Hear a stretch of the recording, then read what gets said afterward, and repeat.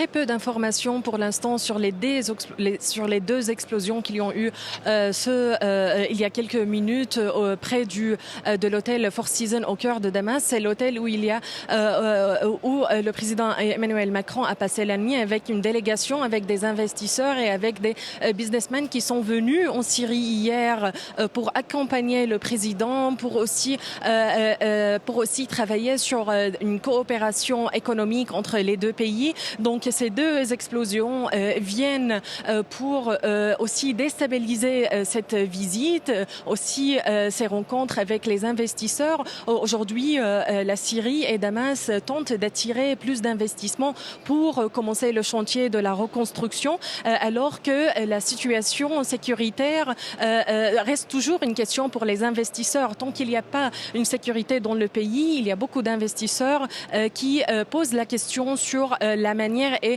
sur la possibilité de aussi ouvrir des investissements ou commencer ce chantier de reconstruction. Hier, on a rencontré, on a vu pas mal de chefs d'entreprises françaises et syriennes. Parmi eux, il y avait le PDG du géant français mondial du transport maritime, CMA CMG, Rudolf Saadé. Il y avait aussi des représentants des chefs d'entreprise comme Total et Airbus également.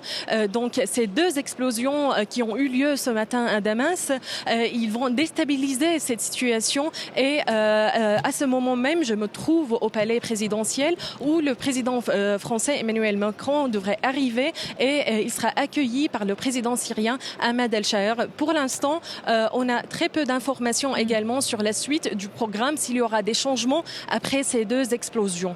Programme qui va peut-être être un peu chamboulé. Dana, vous nous confirmez quand même que ces deux explosions ont eu lieu effectivement aux abords de l'hôtel où Emmanuel Macron a passé la nuit. Est-ce que vous nous confirmez aussi que le président Macron était déjà parti de son hôtel au moment où l'information de l'explosion vous est parvenue ?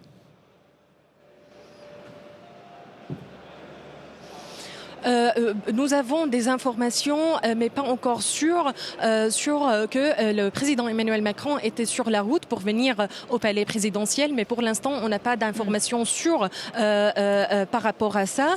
Les deux explosions qui ont eu lieu, c'était aux abords de l'hôtel de Four Seasons. C'est un quartier très peuplé, c'est un quartier dense. Hier, il y avait un dispositif de sécurité très important autour de l'hôtel. Il y avait des routes barrées, il y avait même des agents de sécurité, de la police qui étaient déployés un peu partout, pas seulement autour de l'hôtel, mais aussi dans toute la ville. Le président Emmanuel Macron aussi a dîné hier soir dans la vieille ville de Damas avec le président syrien, avec un dispositif de sécurité très important. Dana, il y a eu un attentat à la bombe jeudi dernier à Damas et le bilan avait été est lourd. Cet attentat a fait 10 morts, qui n'a pas été revendiqué. Et c'est vrai que ça avait posé quand même des problèmes, des questions de sécurité autour de ce déplacement d'Emmanuel Macron, dont une partie d'ailleurs avait été revue à la baisse après cet attentat à Damas.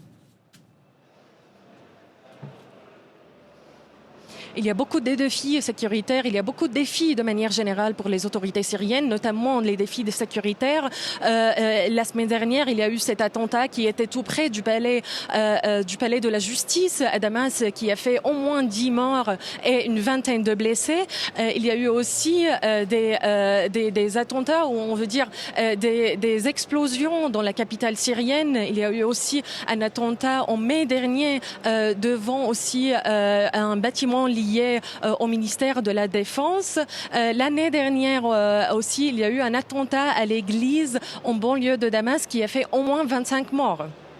Voilà, donc pour la situation sécuritaire à Damas, Dana Alboz, vous revenez vers nous bien sûr dès que vous avez de plus amples informations.